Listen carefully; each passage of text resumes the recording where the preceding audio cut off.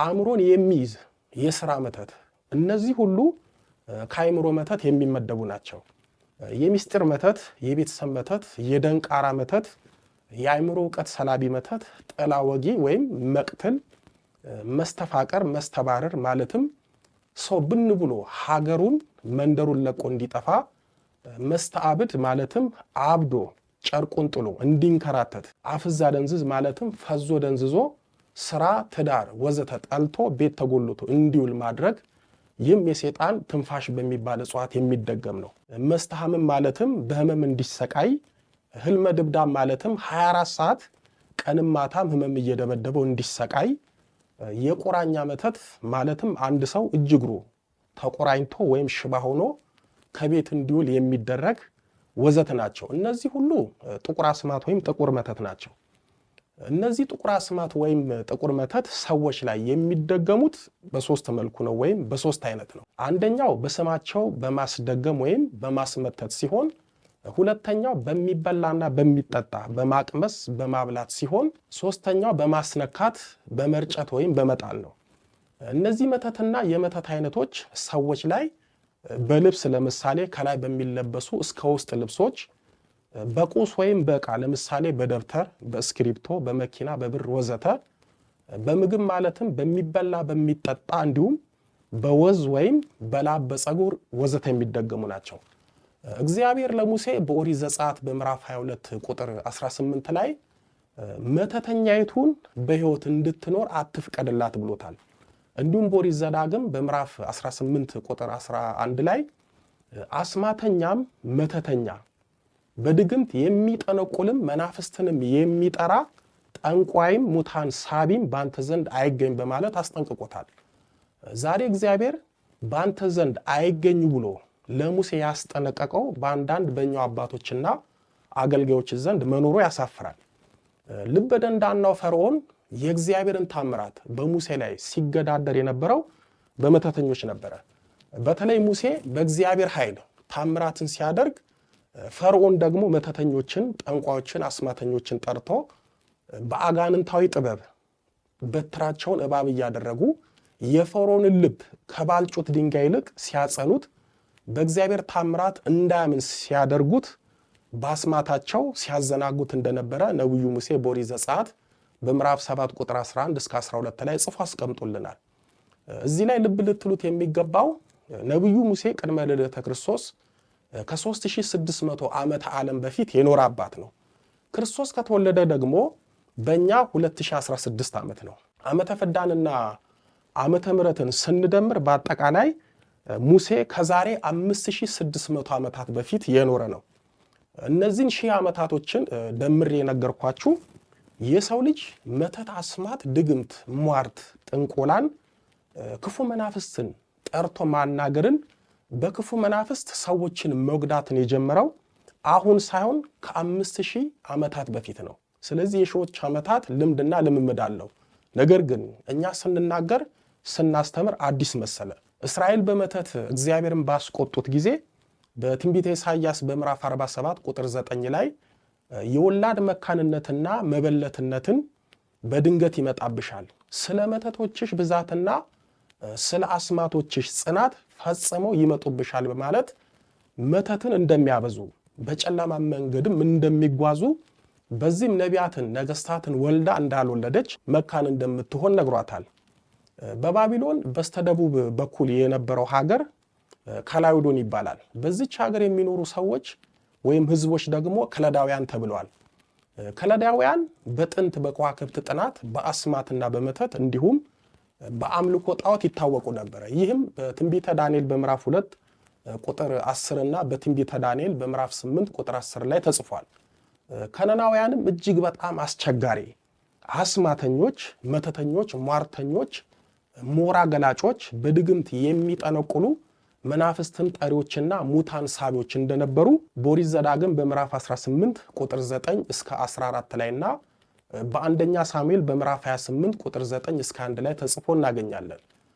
የሕዝቅያስ ልጅ ምናሴም መተተኛም ነበር ተብሎ ተጽፏል። ምናሴ በኢየሩሳሌም ለ55 ዓመት ነግሶ ነበር።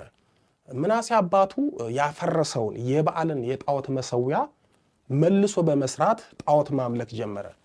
በዚህ በጣዖት አምልኮ ውስጥ ገብቶ ነው ወደ መተት ህይወት ውስጥ የገባው። ለዚህም ነው ብዙ ጊዜ ልብ ካላችሁ ጠንቋይ ቤት የሚሄዱ ሰዎች መተተኞች ናቸው። ሰራልሃለሁ፣ ሰራልሻለሁ፣ ቆይ ጠብቀኝ የሚሉት ለማስመተት ነው።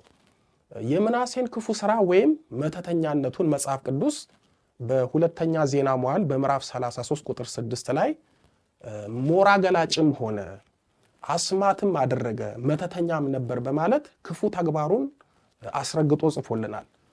እዚህ ላይ ልብ ልትሉት የሚገባው ምናሴ አስማትም መተትም አደረገ የሚለውን ነው።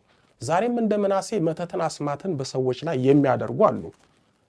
ምናሴ በአስማቱ በመተቱ በጣዖት አምልኮቱ ብዙ ሰዎችን እንዳሳተ በሁለተኛ ዜና መዋዕል በምዕራፍ 33 ቁጥር 9 ላይ እግዚአብሔር ከእስራኤል ልጆች ፊት ካጠፋቸው ከአሕዛብ ይልቅ ክፉ ይሰሩ ዘንድ በይሁዳና በኢየሩሳሌም የሚኖሩትን ሰዎች አብዝቶ አሳተ ተብሎ ተጽፏል።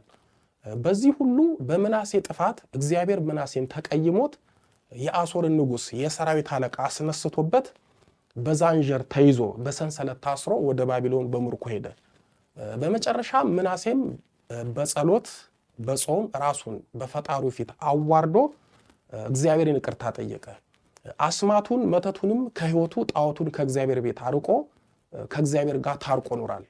ዛሬም እንደ ምናሴ በሰው ላይ መተትን፣ ድግምትን፣ አስማትን፣ ሟርትን የምታደርጉና የምታስደርጉ ሰዎች የጊዜ ጉዳይ ነው እንጂ ያደረጋችሁባቸው ሰዎች ሐዘን፣ ለቅሶ፣ እንባ፣ ጸሎት የእግዚአብሔር ቁጣ ተጨምሮበት ይጥላችኋል።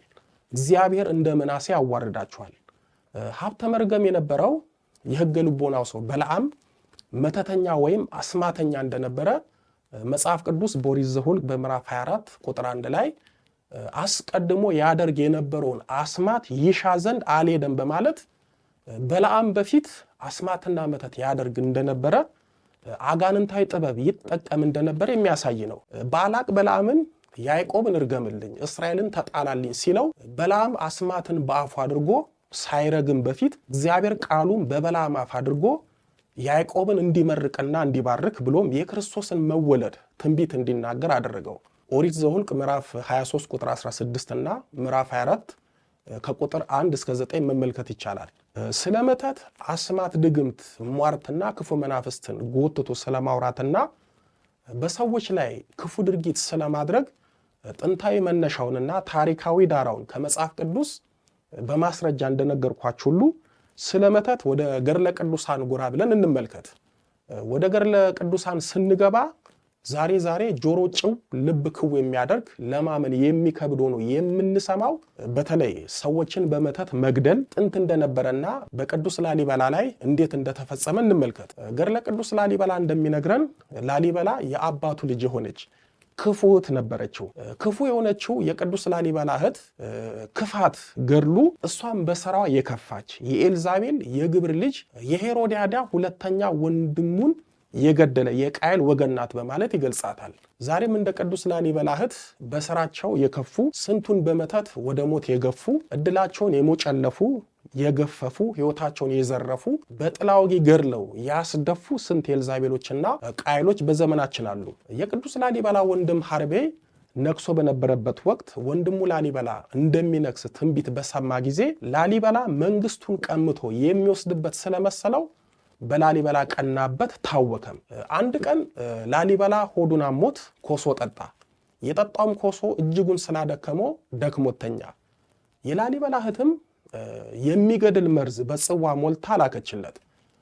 ላሊበላ እንዲጠጣ እህቱ የላከችለትን ገዳይ መርዝ ገድሉ በስራይ ወይም በመተት የሚችሉት መስሏቸው ተጠበቡበት የሚለው ቃል ምን ያህል በመተት ላሊበላ እንዲሞት መልፋታቸውን ያሳያል። ላሊበላም ጠላ መስሎት አንስቶ ከቤተሰብ ዲያቆን ለሆነው ልጅ አስቀድመ ጠጣና ባርከ ስጠኝ አለው። ቀምሶ መስጠት ልማድ ነውና ዲያቆኑም ጠጣ። ወዲያውም ማስመለሰው ሞተ። ዲያቆኑ ያስመለሰውን የመተት መርዝ ውሻ ላሰው፣ ውሻውን ፈጥኖ ሞተ። ላሊበላም ዲያቆኑና ውሻው በሱ ምክንያት እንደሞቱ አስቦ ደረቱን እየደቃ እያለቀሰ ወዮልኝ፣ ይህ መርዝ የተደረገ ስለኔ አይደለምን? ዲያቆኑም ሆኑ ውሻው የሞቱት በእኔ ምክንያት ነው፣ በደሌ በስቶ በእኔ ምክንያት እኚህ ሞቷልና በማለት የስራይ መተት የተደረገበትን ወይም የተመተተበትን መርዝ እሱም ጠጣ። ላሊበላም በጠጣው የስራይ መተት እጅጉን ደከመና ሞተ። ቅዱሳን መላእክት የላሊበላን ነፍሱን ወደ 7ቱ ሰማያት አሳረጓት፣ እግዚአብሔር ጋር ማደረሷት። ብዙ ሰማይ ምስጢር አሳይተው ጥበብን ገልጸውለት በሞተ በ3ኛው ቀኑ ነፍሱ ከስጋው ጋር አዋህዶ መለሱት። ቅዱስ ላሊበላ በእህቱ ምክንያት በንግስናው በመቅናት የተደረገበት የስራይ መተት ለሞት ቢያበቃውም ለበጎ ሆነለት። ቅዱስ ላሊበላ ከስራይ መተት ተርፎ ዛሬ አስደናቂ የሆኑትን 11ዱን ውቅር አብያተ ክርስቲያናትን ታምረኛ ገድሉንና ቃል ኪዳኑን አትርፎልናል። ዛሬ እህት በእህት ላይ፣ ወንድም በወንድም ላይ፣ ቤተሰብ በቤተሰብ ላይ መተትን አደረጉ፣ እድላቸውን ወሰዱ፣ ገደሉ ሲባል አላምን ለምትሉ ለምትጠራጠሩ የቅዱስ ላሊበላን ገድሉን መርምሩ። የወለላይቱን እመቤት ልጆች የሰው ልጅ መተትን ስራይን ለተንኮል ሰውን ለመግደል ይጠቀም የነበረው ዛሬ ሳይሆን ከሺህ ዓመታት በፊት። ዛሬ በእኛ ዘመን ባል በሚስቱ ላይ፣ ሚስት በባል ላይ፣ ወንድም በወንድሙ ላይ፣ እህት በእህቷ ላይ፣ ጓደኛ በጓደኛው ላይ፣ የሥጋ ዘመድ በቤተሰቡ ላይ መተት ቢያስመትት እስኪያደርሰው ለሞት ሊደንቀን አይገባም። ይህ አይነት ሰዋዊና አጋንንታዊ ተንኮል እንኳን እኛ ላይ በቅዱሳኑ ዘመን በቅዱሳን ላይ ይደረግ ነበረ። ከሰማዕታቱ ወገን ወደ ሆነው ወደ ኃያሉና ወደ ፍጡነ ረድኤት ወደ ቅዱስ ጊዮርጊስ ሕይወት ጎራ ስንል አሳዛኝ ገድሉ እንደሚነግረን 70 ነገስታት ሟርተኛ፣ አስማተኛ፣ መተተኛ በመሰብሰብ በድግምት መርዝ እየመረዙ ቅዱስ ጊዮርጊስን የመተታቸው መሞከሪያ አድርገውት ነበር።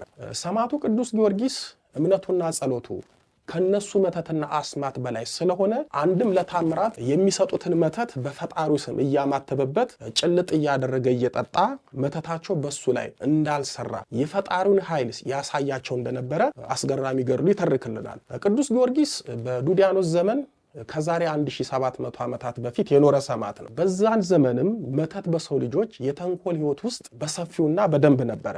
በእኛም ሀገር በተለይ በነገስታቱ በመሳፍንቱ በመኳንንቱ ዘመን በቤተ መንግስት መተት እጅጉን ይዘወተር ነበር። የነገስታቱ ልጆች ቤተሰቦች፣ መኳንንቱ፣ መሳፍንቱ ወዘተ በስልጣን የሚጋፋቸውን የሚቀናቀናቸውንና ጠላት የሚሉትን ከሚያጠቁበት ከሚገሉበት ድምፅ አልባ መሳሪያ አንዱ መተት ነው። የበታች ሹሞችም ከላይ ያሉትን የሚያስወግዷቸው በመተት ነው። ብዙ ጊዜ በእኛ ሀገር ታሪክ እከሌ የሚባል መሪ፣ መኳንንት፣ መሳፍንት፣ ቀኝ አዝማች፣ ግራ አዝማች፣ ፊት አውራሪ ወዘተ በመርዝ ነው የሞቱት ብለን የምንሰማው በመተት የሞቱትን ነው ወይም በሰው በስራይ መተት የተገደሉትን ነው።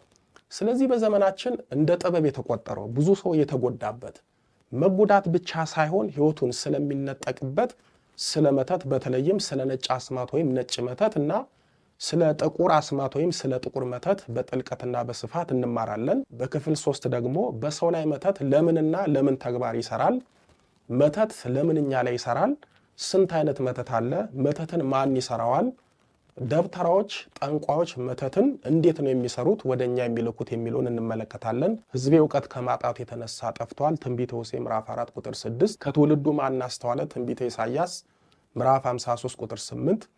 ፈረስ ለጦርነት ቀን ይዘጋጃል፣ ድል ግን ከእግዚአብሔር ዘንድ ነው። መጽሐፈ ምሳሌ ምዕራፍ 20 ቁጥር 31። ያስተማረን የመከረን የአባቶቻችን አምላክ ልዑለ ባሕርይ ቅዱስ መድኃኔ ዓለም ኢየሱስ ክርስቶስ ክብር ምስጋና ይድረሰው።